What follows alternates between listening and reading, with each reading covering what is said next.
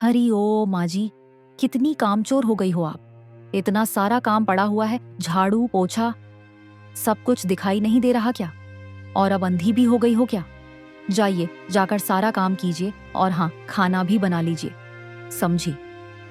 जाइए बाबूजी, खेत जाइए, मैंने सारे मजदूर हटा दिए हैं। बेकार का पैसा क्यों बर्बाद करना? वैसे भी आप घर में बैठे ही रहते हैं, थोड़ी मेहनत करिए, पैसे भी बचेंगे। अकेले सुनील कितना करेगा? और हाँ, आते समय राशन भी ले आइएगा। पेंशन का पैसा किस दिन काम आएगा? अब जाइए।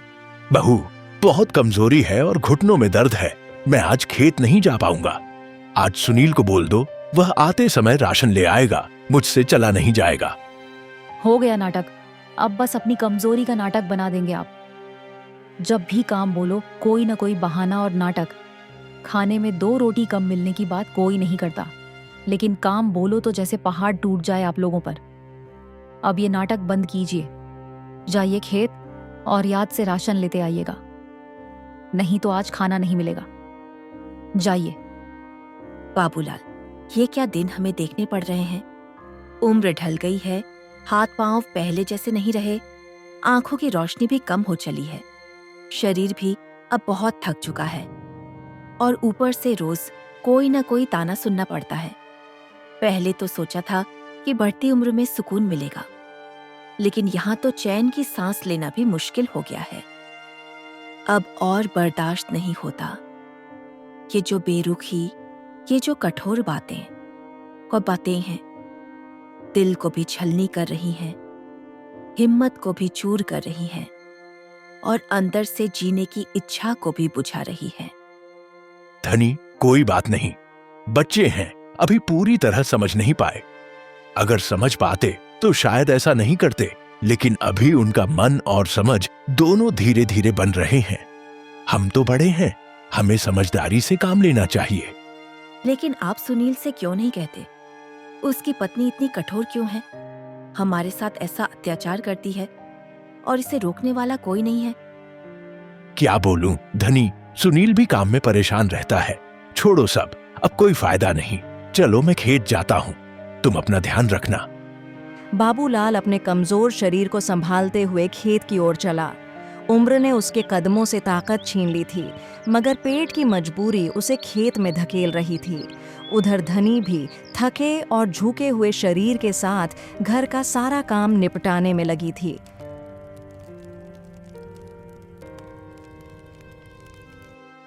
रात हो गई थी, बाहर तेज बारिश हो रही थी और बिजली की चमक से घर कांप रहा था।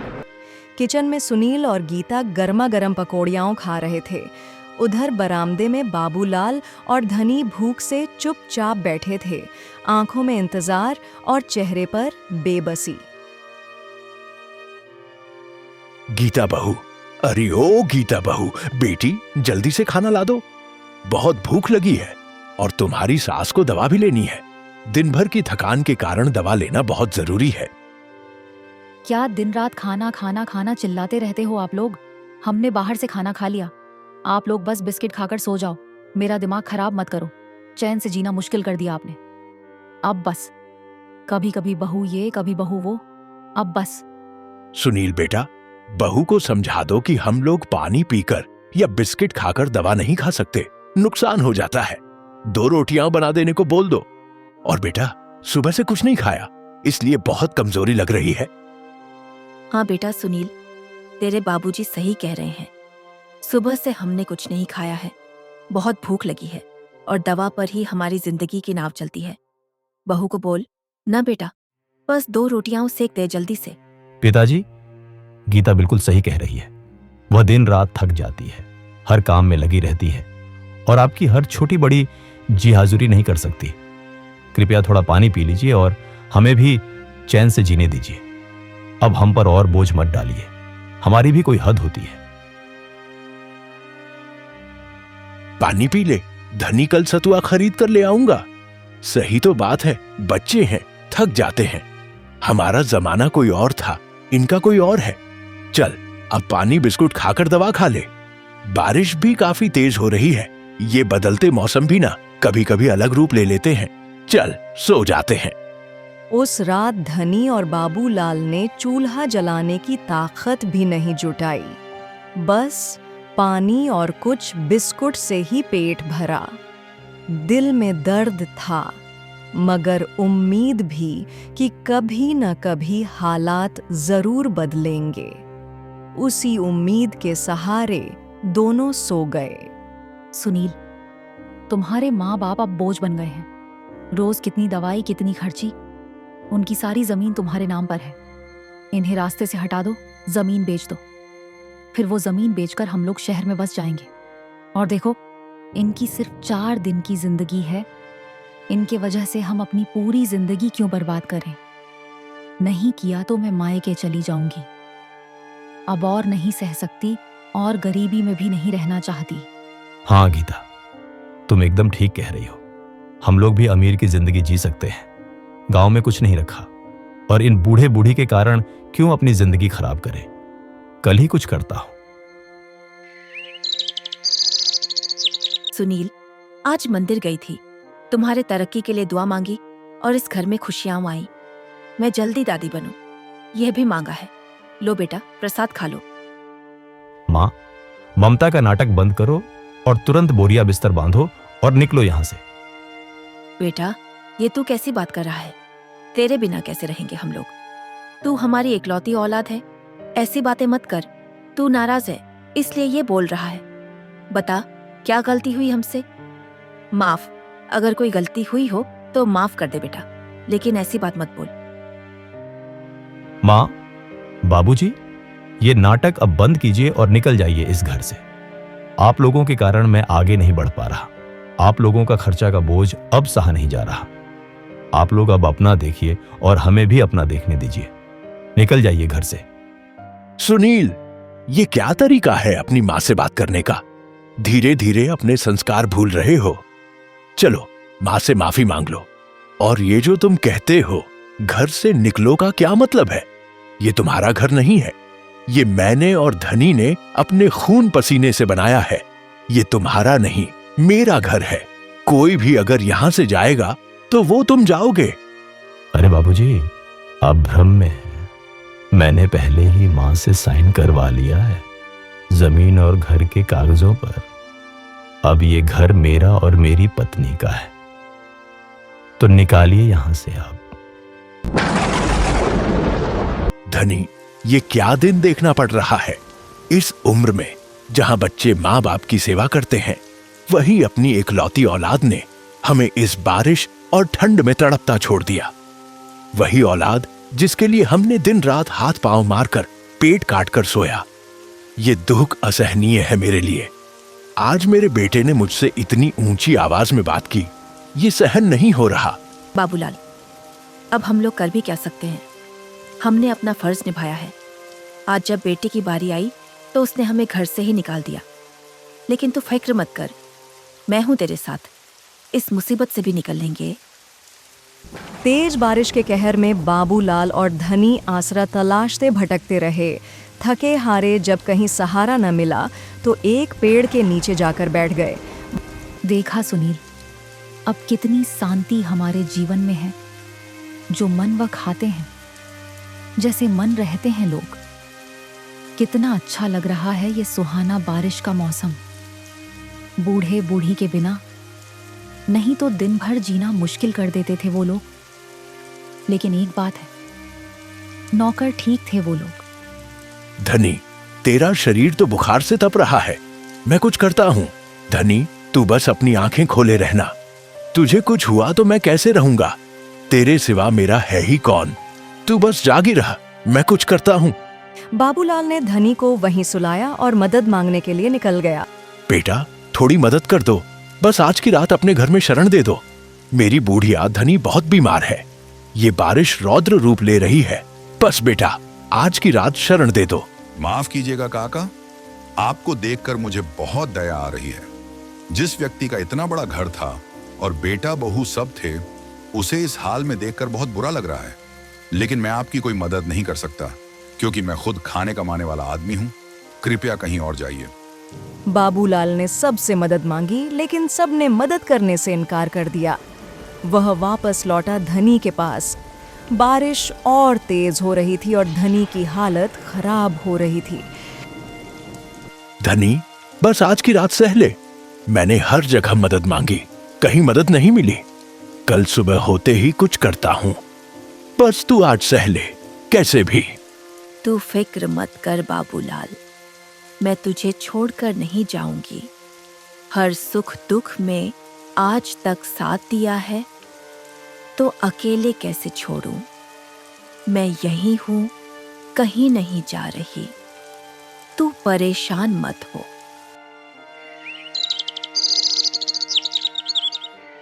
सुबह होते ही बाबूलाल काम की तलाश में शहर की ओर निकल पड़ा। जमींदार जी, ये लीजिए जमीन के कागज और पैसे। इस सारी जमीन को बेचकर मुझे सारा पैसा दे दीजिए और मेरे और सुनील का दूसरे देश में रहने का पासपोर्ट भी बनवा दीजिए।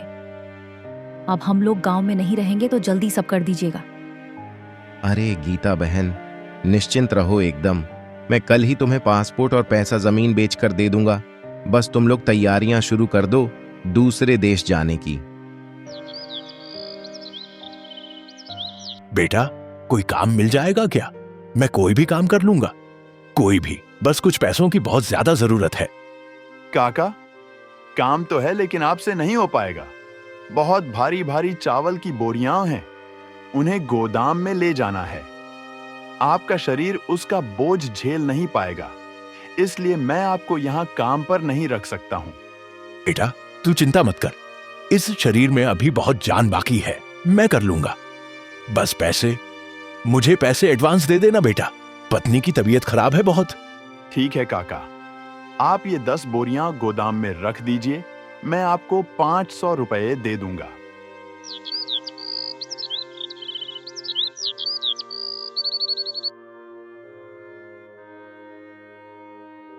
धनी, उठ देख, मैं तेरे लिए गर्मा गर्म खाना और कंबल लाया हूं और काम भी मिल गया है मुझे। अब हमें बाहर इस बारिश की मार नहीं झेलनी पड़ेगी। उठ धनी। बाबूलाल बार बार धनी को जगाने की कोशिश करता रहा, पर उसकी सांसें थम चुकी थीं। जब उसे एहसास हुआ कि धनी अब नहीं रही, तो वह बुरी तरह टूट गया। नहीं, हे भगवान, धनी, तू मुझे छोड़कर नहीं जा सकती। हे भगवान, अब मैं इस दुनिया में रहकर क्या करूंगा? जिसके लिए हिम्मत जीती थी, अब वही नहीं रही। क्या करूं मैं अब?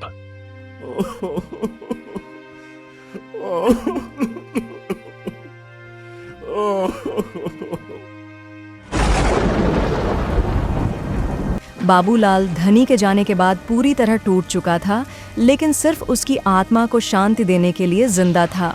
वह बेमन रोज काम पर जाता था। धीरे धीरे उसने मेहनत करके बहुत पैसे इकट्ठे किए और एक छोटा सा घर बना लिया। अब वह धनी की यादों के साथ अपनी जिंदगी जी रहा था।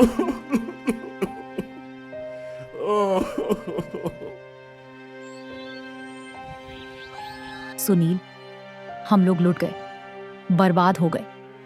मुझे तो समझ नहीं आ रहा है ये सब क्या हो गया हमारे साथ।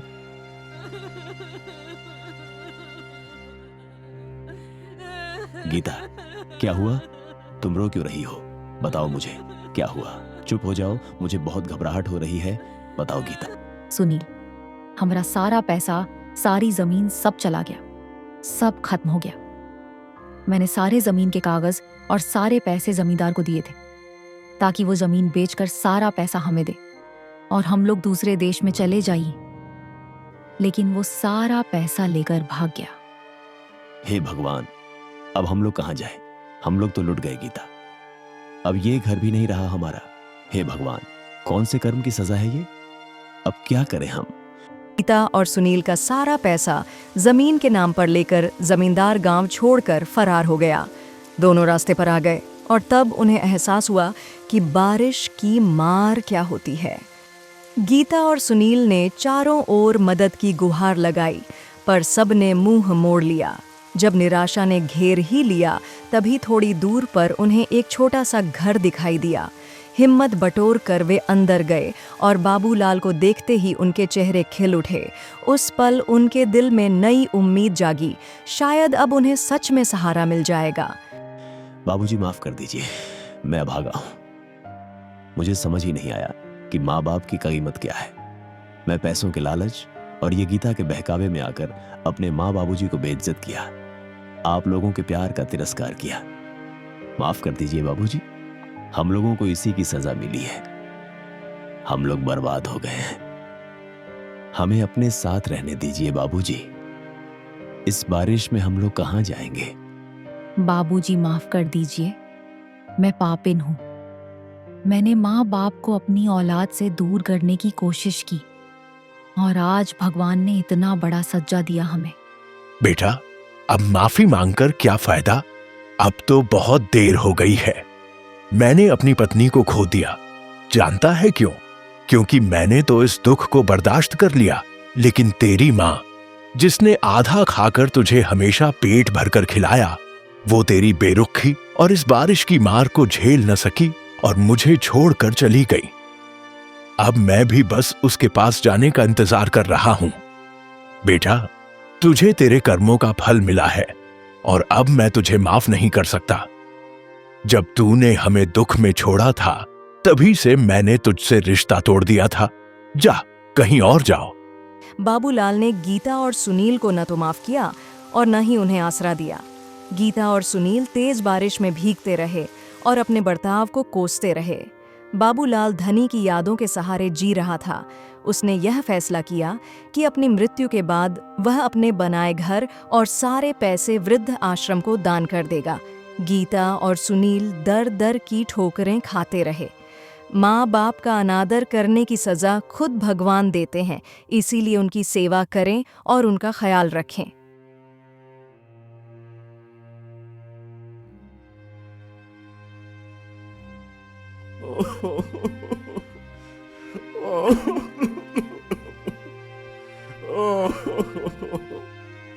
कविता बहन, ये देखो, ये सुनील और गीता का क्या हाल हुआ है।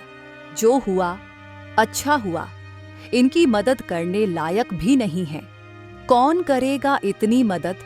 जब सुनील अपने सगे माँ बाप का नहीं हो पाया तो हमारा क्या होगा? इन्हें इनके कर्मों की सजा मिली है। चलो चलो, हमें क्या।